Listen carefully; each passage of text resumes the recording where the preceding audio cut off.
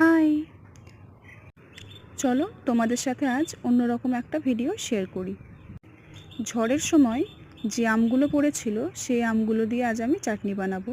সেজন্য দেখো মা আমগুলোকে কেটে নিচ্ছে আর এইভাবে ছোট ছোট করে পিস করে নিচ্ছে।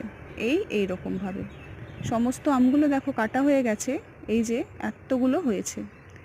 আর তারপরে আমি এখানে নিয়ে নিয়েছি কাজু, কিশমিশ, পাতিলেবু আর পরিমাণ মতো চিনি। তারপরে একটা কড়াইয়ের মধ্যে কাটা আমগুলোকে দিয়ে দেবে। এই যে আমি ঢেলে দিলাম, এই যে দেখো আমি ঢেলে দিয়েছি। এর মধ্যে এবার পরিমাণ মতো একটু জল দিয়ে দেবে, যাতে আমগুলো একটু ডুবে ডুবে থাকে আর কি। দেখো দিয়ে আমি একটু হাতা দিয়ে নেড়েও নিচ্ছি।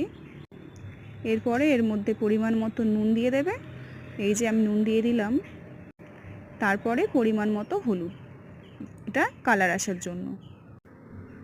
এই যে দেখো আমি একটু নাড়িয়ে নিচ্ছি। আর এবার একটা ঢাকা দিয়ে দিতে হবে। ঢাকা দেওয়ার 5-7 মিনিটের মধ্যেই আমগুলো ভালো সেদ্ধ হয়ে যাবে। তার মাঝে খুলে আমি একবার ভালো করে নাড়িয়ে দিচ্ছি। এই যে দেখো এইভাবে।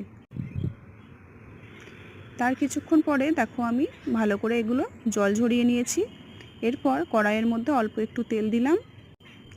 তেলটা ভালো মতো একটু গরম হলে তার মধ্যে আমি কাজুগুলো প্রথমে দিয়ে দেব, একটু হালকা ব্রাউন করে ভেজে নেব। এই যে দেখো তার মধ্যে আমি এরপরে কিছু কিশমিশ অ্যাড করে দিলাম। এগুলো একটু হালকা ভেজে নেব, নিয়ে তুলে নেব। এই যে দেখো কাজুগুলো আমি একটা পাত্রে তুলে নিলাম। এরপর কড়াইয়ের মধ্যে পরিমাণ মতো চিনি দিয়ে দিলাম। যে যেরকম মিষ্টি পছন্দ করো সেই অনুযায়ী চিনিটা দেবে। এই যে আমি প্রায় 500 গ্রামের মতো চিনি দিয়েছি। তার মধ্যে একটু জল দিয়ে দিলাম। জল দেওয়ার পরে এর মধ্যে একটু অল্প লবণও দিয়েছি।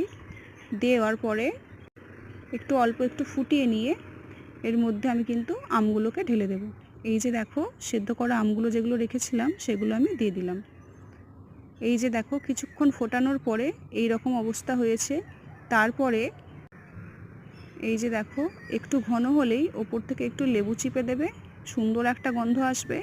তারপরেই নামিয়ে নেবে। এই যে রেডি আমাদের চাটনি। বাই।